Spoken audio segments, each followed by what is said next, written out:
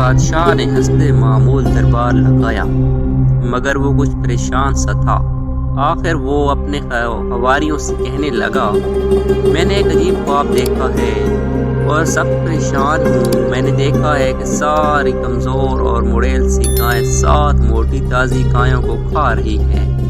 ایک طرف گندم کے 7 ہرے بھرے خوشے ہیں، جبکہ دوسری طرف اتنے ہی سوکھے ہوئے ہیں۔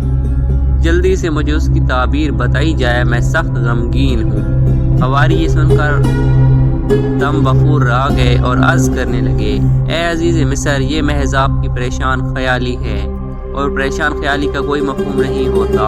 اس وقت بادشاہ کے ساقی کو حضرت یوسف کا خیال آیا، جنہوں نے اس کے خواب کی جو تعبیر بیان فرمائی تھی وہ حرف بہ حرف صحیح نکلی۔ وہ فوراً بول اٹھا، اے عزیز مصر، میں اس خواب کی تعبیر بتا سکتا ہوں۔ بادشاہ بولا، تم کیسے تعبیر بتاؤ گے جبکہ بڑے بڑے دانشور لا علمی کا اظہار کر رہے ہیں؟ ساقی نے عرض کیا، اے عزیز مصر، دراصل قید خانے میں ایک نوجوان قید ہے جو بڑا نیک اور صالح ہے۔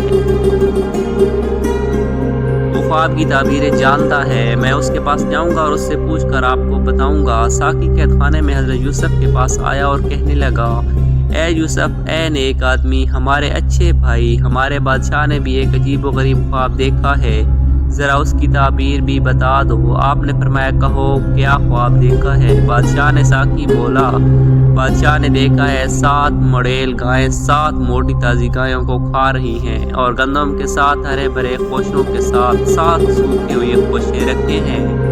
اس کی تعبیر کیا ہے؟ آپ نے فوراً فرمایا، بات یہ ہے کہ 7 سال تک تمہارے ہاں خوب اجناس ہوں گی، اور پھر 7 سال مصر میں شدید خشک سالی آئے گی اور قحط پڑ جائے گا۔ یہ خشک سالی 7 سال تک رہے گی۔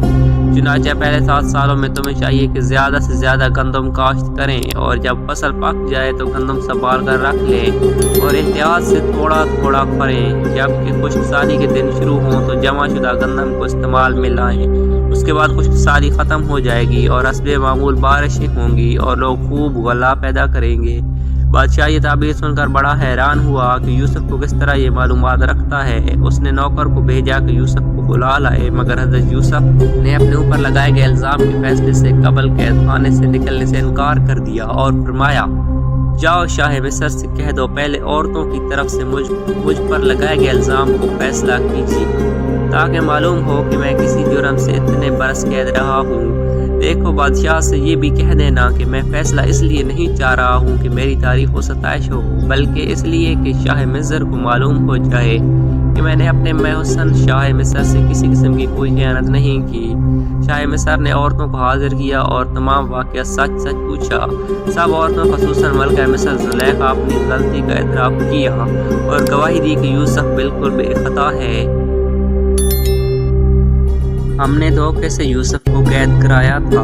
شاہ مصر نے عورتوں کو لعن طعن کی اور حضرت یوسف کو باعزت طور پر قید خانے سے آزاد کیا، بلکہ انہیں مصر کے خزانے کا نظام ان کے حوالے کر دیا تاکہ وہ اپنی مرضی کے مطابق جس طرح چاہے استعمال کریں۔ یوں اللہ تعالیٰ نے حضرت یوسف کو دنیا میں بھی عزت و وقار عطا فرمایا۔ اب حضرت یوسف گویا خود عزیز مصر تھے اور عوام کی فلاح و بہبود کے لیے کام کر سکتے تھے۔ اللہ تعالیٰ نے کسی کے عمل کو ضائع نہیں کرتا اور نیک اعمال لوگوں کو اسی طرح عزت دیا کرتا ہے۔ اب حضرت یوسف کے بھائیوں کا خیال سنیے۔ کنعان جو ان کا وطن تھا سخت قحط کا شکار ہوا، کھانے پینے کی سخت قلت پیدا ہو گئی، گندم بالکل ناپید ہو گئی۔ انہیں اطلاع ملی کہ مصر گندم بہت بڑی مقدار میں موجود ہے اور وہاں سے مل سکتی ہے، چنانچہ وہ مصر روانہ ہو گئے تاکہ اپنے اہل و عیال کے لیے گندم خرید لائیں۔ اب جو کہ عزیز مصر خود حضرت یوسف تھے اور ہر اس شخص کو جو گندم وغیرہ خریدنا چاہتا تھا آپ کے دربار میں حاضر ہونا پڑتا تھا۔ آپ کے بھائی اس چیز سے بالکل بے خبر تھے، چنانچہ جب وہ آپ کے دربار میں آئے تو آپ علیہ السلام نے فوراً ان کو پہچان لیا، مگر انہیں بالکل پتہ نہ چلا کہ کسی کے دربار میں آ گئے ہیں۔ فرد محبت سے خصوصاً اپنے پیارے والد کی یاد میں آپ علیہ السلام کی آنکھوں سے آنسو بہنے لگے، مگر آپ علیہ السلام نے ضبط کیا اور بھائیوں سے مخاطب ہوئے، آپ علیہ السلام کیسے آئے؟ اور وہ بولے، ہم پیغمبر خدا یعقوب کے بیٹے ہیں، ہمارے علاقے کنعان میں سخت قحط پڑا ہوا ہے، چنانچہ اپنے خاندان کے لیے گندم حاصل کرنے کے لیے یہاں آئے ہیں۔ حضرت یوسف نے فرمایا، کیا حضرت یعقوب کے بیٹے صرف تم ہی ہو یا ان کے کوئی اور بھی بیٹا ہے؟ وہ بولے ہماری دوسری والد سے 2 اور بیٹے ہیں، ان میں سے ایک کو بھیڑیا کھا گیا ہے اور دوسرا ہمارے والد کے پاس ہے۔ یوسف نے فرمایا خواب اس مرتبہ تو آپ گندم دیے دیتے ہیں، مگر آئندہ جب آپ آئیں تو اس بھائی کو بھی ساتھ لائیں تاکہ آپ کے قول کی تصدیق کی جا سکے، اور یاد رکھیں اگر اسے نہیں لائیں گے تو گندم نہیں ملے گی۔ حضرت یوسف نے حکم صادر فرمایا کہ فی الحال انہیں گندم کی 1 بوری فی کس دے دی جائے، اور چپکے سے اپنے ملازموں کو ہدایت کر دی کہ ان کی رقم جو گندم خریدنے کے لیے ساتھ میں لائے تھے وہ بھی گندم کی بوری میں رکھ دیں۔ آپ نے اس لیے کیا تاکہ وہ خوش ہوں اور دوبارہ بھی آئیں۔ حضرت یوسف کے بھائی گھر پہنچے، اپنے والد کو سارا واقعہ کہہ سنایا اور کہا کہ آئندہ گندم کے حصول کے لیے بنیامین کو ساتھ لے جانا بہت ضروری ہے، کیونکہ عزیز مصر نے یہ شرط لگائی ہے اگر آپ اس کو اپنے ساتھ نہ لے گئے تو گندم نہیں ملے گی۔ اسی اثناء میں انہوں نے گندم کی بوریاں کھولی تو کیا دیکھا کہ ان کی رقم بھی ان میں موجود ہے۔ وہ خوشی سے پھولے نہ سمائے اور جذباتی انداز میں حضرت یعقوب سے کہنے لگے، دیکھیے ابا جان، عزیز مصر کتنا بھلا آدمی ہے، اس نے ہماری پونجی بھی واپس کر دی۔ آپ ضرور بنیامین کو ہمارے ساتھ کر دیں تاکہ ہم زیادہ سے زیادہ گندم لائیں۔ اسی مرتبہ جو گندم لائے ہیں وہ ہمارے لیے قطعی ناکافی ہے۔